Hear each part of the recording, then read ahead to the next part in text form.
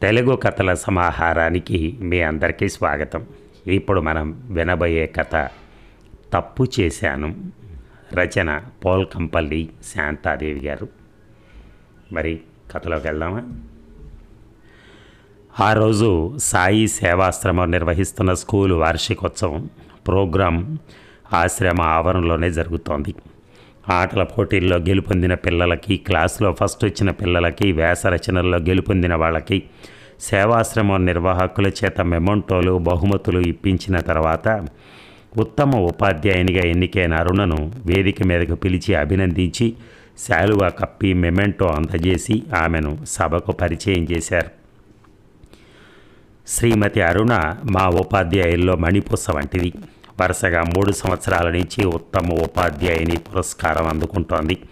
పిల్లలకి కేవలం స్కూల్ పాఠాలే కాకుండా తన జీవిత పాఠాలు కూడా రంగరించి కౌన్సిలింగ్ ఇస్తూ ఉంటుంది. ఖాళీ సమయాల్లో మా సేవా సదనంలో పనిచేస్తూ పిల్లలకు కావలసిన సేవలు అందిస్తూ వాళ్ళకు ప్రియమైన అక్కగా, అమ్మగా ఉంటోంది. ఆమె గురించి చెప్పాలంటే ఇంకా చాలా ఉంది. మిగిలింది ఆమె మాటల్లో వినండి. శ్రీమతి అరుణ గారిని తమ స్పందనను తెలియజేయవలసిందిగా కోరుతున్నాం. అరుణ లేచి సభకి, అక్కడున్న పెద్దలందరికీ పేరు పేరున నమస్కారాలు తెలియజేసింది. పిల్లలకి నేను చెప్పేవి నా జీవిత పాఠాల నుంచి నేర్చుకున్నవే. మొదటిది, జీవితంలో మద్యం జోలికి పోవద్దు. పచ్చటి కాపురాలను వల్లకాడుగా మార్చే రాక్షసి అది. రెండవది, క్షణికావేశంలో నిర్ణయాలు తీసుకోవద్దు. క్షణికావేశానికి లోను కావటం వల్లే నేను హంతకురాలనయ్యాను. నేను చెప్పే ఇంకొక నీతి పాఠం ఏమిటంటే, వయస్సులో ప్రేమించడం తప్పు కాకపోయినా ఆ ప్రేమను తల్లిదండ్రులకి చెప్పి వారిని ఒప్పించి ముందుకు తీసుకెళ్ళాలి. కన్నవాళ్లను కాదనుకుని ప్రేమించిన వాడి కోసం గడప దాటితే నమ్మినవాడు దగా చేస్తే ఒంటరి బతుకైపోతుంది. సమాజం దృష్టిలో లేచిపోయి చేసుకున్న పెళ్ళి అవుతుంది. ఏ కష్టం వచ్చినా ఒంటరి పోరాటం చేయాల్సి వస్తుంది.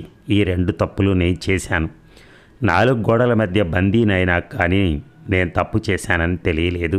ఎవరిని ప్రాణాధికంగా ప్రేమించి అతడు లేకపోతే బతకలేను అనుకుని ఇంట్లో అందరినీ కాదనుకుని పారిపోయి గుళ్ళో తాళి కట్టించుకున్నానో అతన్ని నా చేతులతోనే చంపేశాను. ఏ పిల్లల్ని నా గుండెల్లో దాచుకుని పెంచుకోవచ్చని ఇలాంటి దుస్సాహసానికి ఒడిగట్టానో ఆ పిల్లలు నాకు దూరమయ్యారు.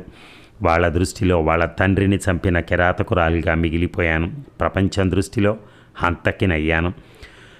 నా పంచప్రాణాలు నువ్వేనని చెప్పిన నా భర్త, నన్ను తన ప్రాణమెత్తుగా ప్రేమించిన నా భర్త, నాకిద్దరు పిల్లలు పుట్టే వరకు నన్ను అపురూపంగా చూసుకున్న నా భర్త నిన్ను చంపేసి నేను జైలుకి వెళ్తానే అనే స్థితికి వచ్చాడంటే తాగుడుకు బానిస కావటం వల్లే. మనిషి రాక్షసుడిగా మార్చే ఆ మద్యానికి లైసెన్స్ ఇచ్చి పీకల దాకా తాగి మృగంలా మనుషుల మధ్య విచ్చలవిడిగా తిరగమని ఎందుకు వదిలిపెట్టింది ప్రభుత్వం? ఆదాయం కోసం ప్రభుత్వం ఏమైనా చేయొచ్చా? అమ్మా నాన్నలకి మేము 3 ఆడపిల్లలం. నేను ఆఖరిదాన్ని. నేను 10th క్లాస్లోకి వచ్చేసరికి మా 2 అక్కలకు పెళ్ళిళ్ళు అయిపోయి అత్తగారిళ్లలో కాపురాలు చేసుకుంటున్నారు. మా నాన్న రెవెన్యూ ఆఫీస్లో అటెండర్. నాన్న జీతం చిన్నది కావటం వల్ల అమ్మ పొదుపుగా ఇల్లు నడిపేది. బస్తీలో 2 గదుల సొంత ఇల్లు ఉండేది మాకు. మా బస్తీలోనే రమేష్ వాళ్ళ ఇల్లుండేది. నేను స్కూలుకు వాళ్ళ ఇంటి ముందు నుంచే వెళ్ళేదాన్ని.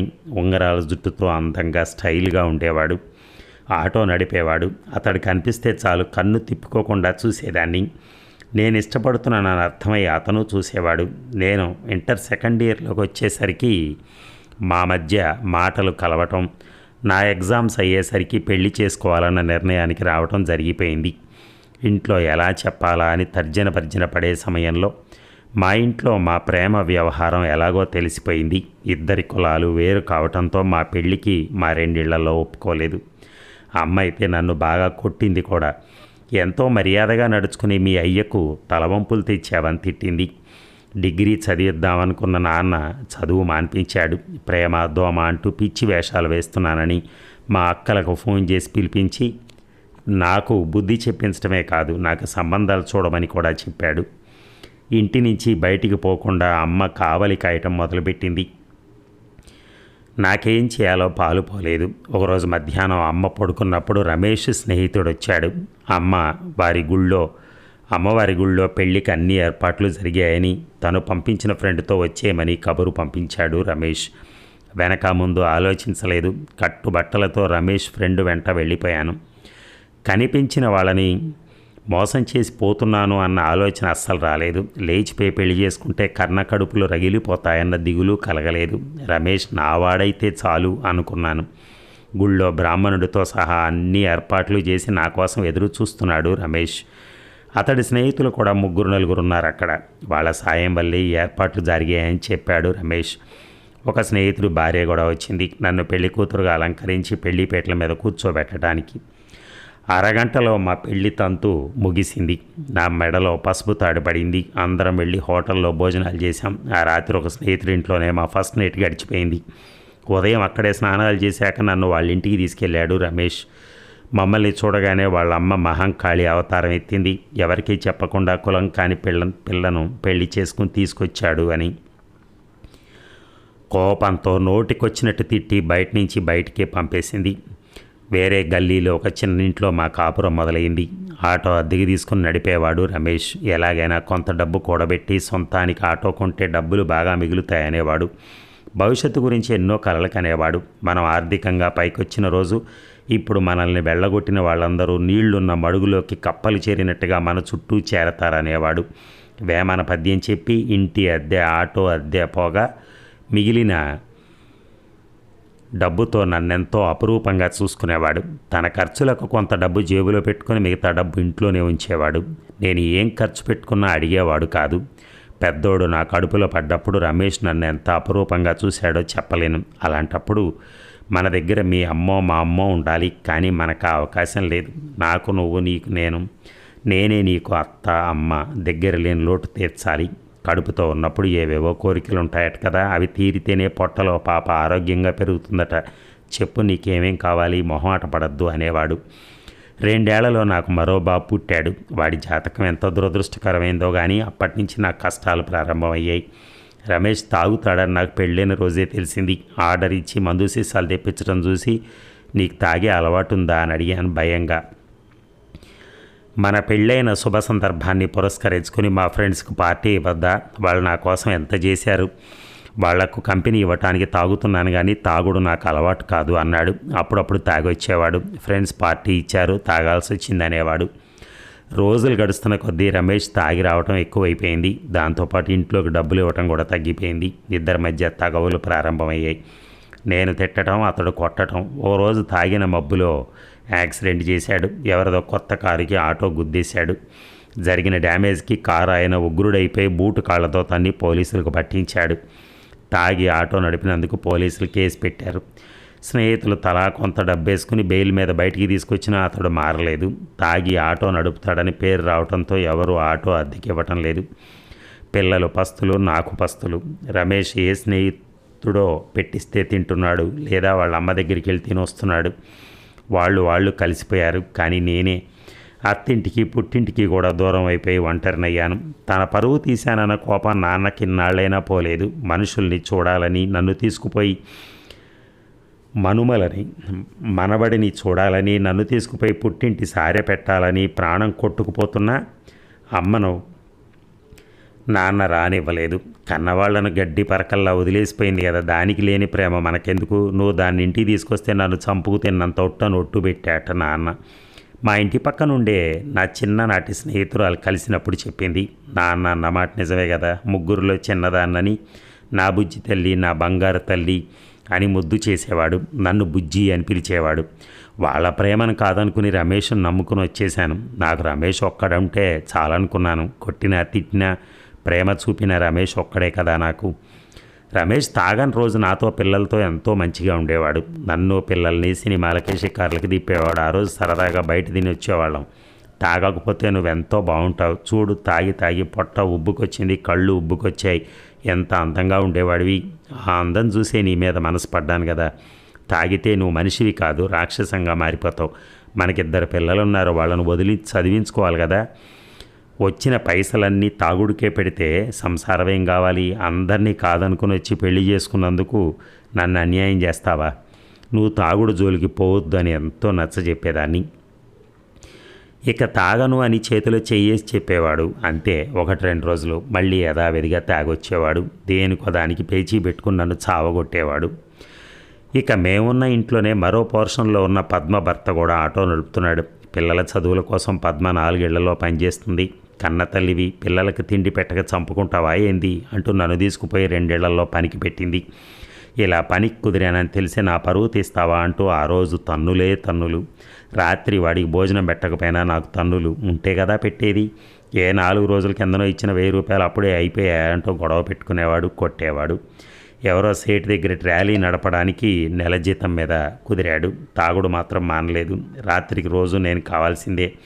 సారా కంపగొట్టి ఆ మనిషిని చేరనవ్వ బుద్ధి కావటంలా తాగిన మత్తులో కావలించుకోవటం తప్ప ఆ ప్రేమ అనురాగం ఎప్పుడూ అతడి నుంచి దూరం అయిపోయాయి.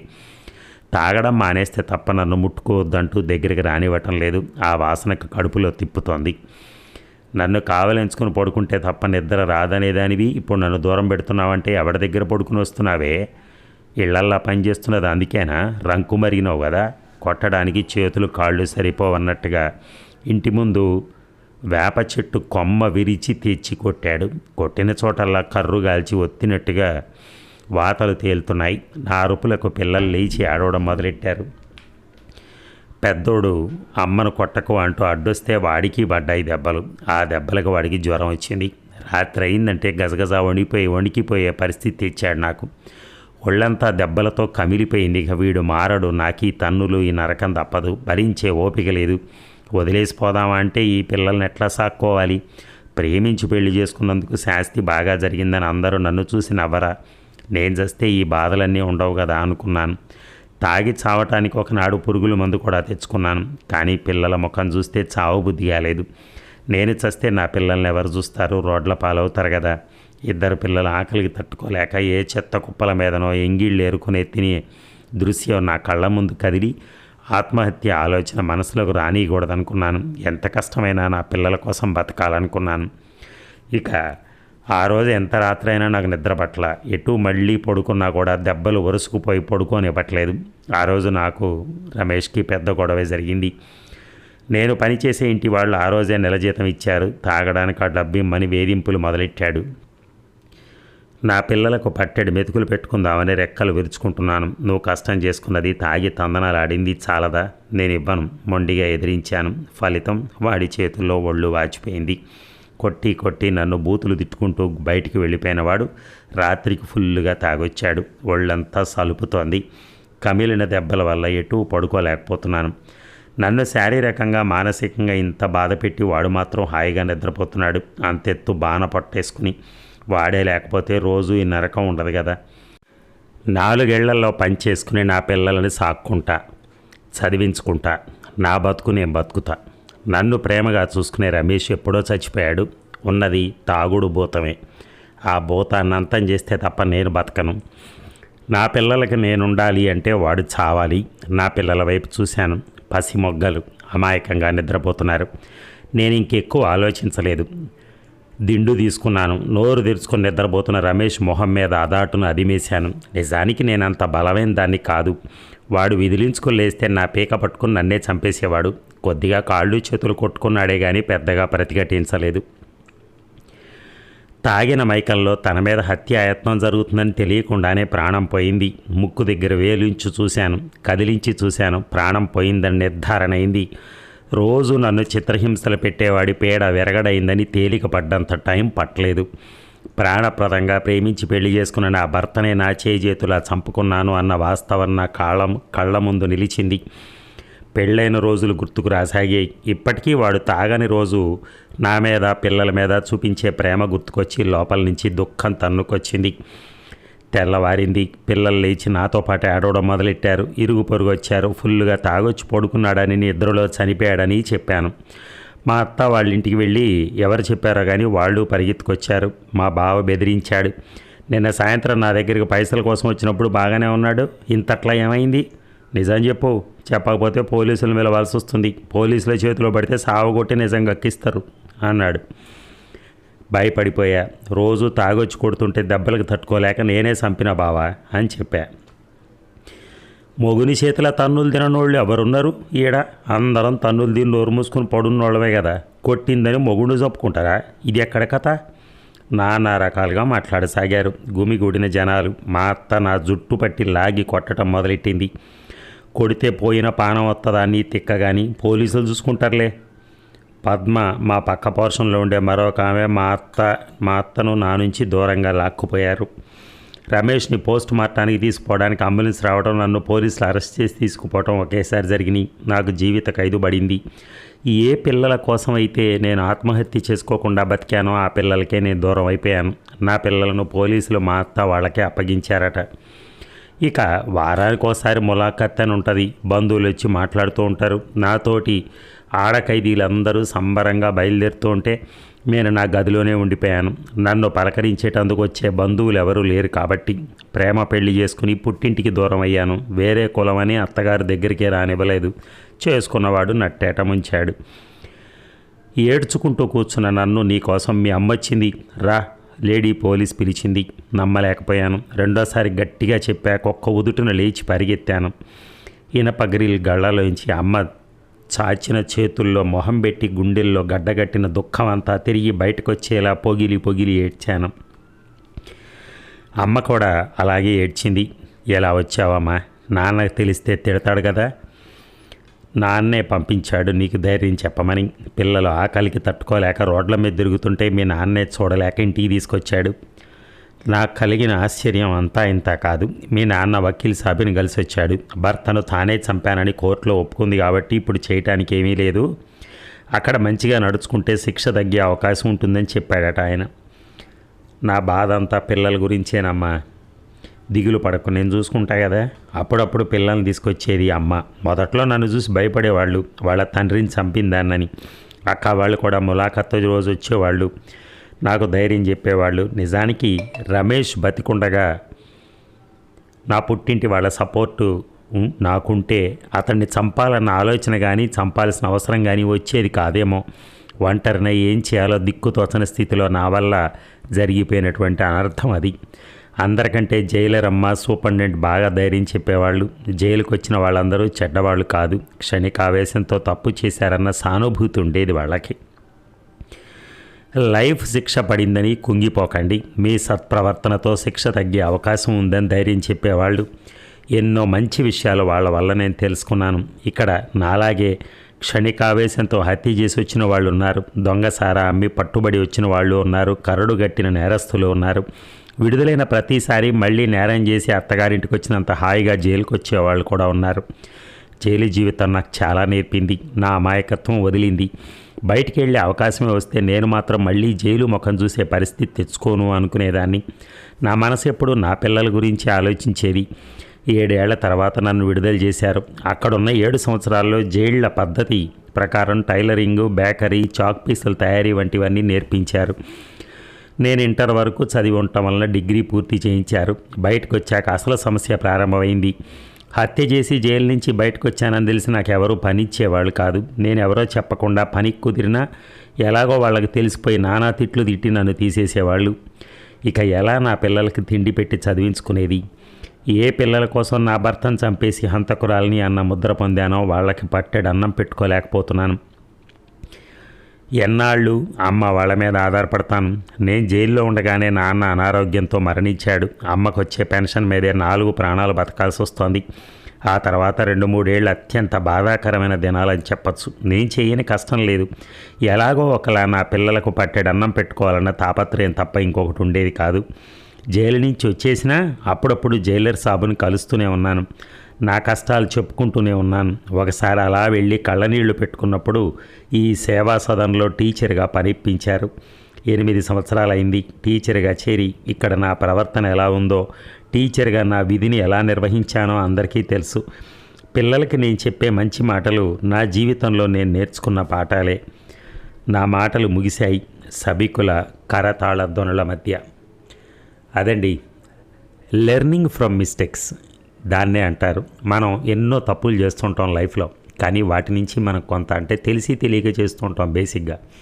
ఆ చేసిన వాటి నుంచి మనం ఎలా బయటపడాలి, మళ్ళీ ఇంకొకసారి జరగకుండా ఎలా చూసుకోవాలి అనే దాని మీదే మన దృష్టి పెట్టాలి. అంతేగాని అయ్యో తప్పు చేశాను ఓ కుమిలిపోతే కూడా వచ్చే లాభమేమీ లేదు. సో ఆమె ఏం చేసింది, ఆమె తప్పు చేసింది. అది తప్ప ఒప్ప అనేది ఆమెకి తెలుసు. యాక్చువల్గా అది ఆమెకు సంబంధించి అయితే అది ఒప్పే, కానీ చంపినందుకు చాలా ఫీల్ అయింది. కానీ ఒకసారి జైలు శిక్ష అనుభవించి వచ్చిన తర్వాత ఆమె అవుట్ ఆఫ్ థింకింగ్ అనమాట. ఇంకా అసలు అవసరం లేదు, ఎందుకంటే నేను ఆల్రెడీ దానికి తగ్గ శిక్ష అనుభవించాను అనుకుంటుంది. అలా కాకుండా అసలు మొట్టమొదటే సమస్యని వేరే విధంగా తీసుకెళ్తే బాగుండేది. సరే, ఏది ఏమైనా థ్యాంక్ యూ వెరీ మచ్, ధన్యవాదాలు.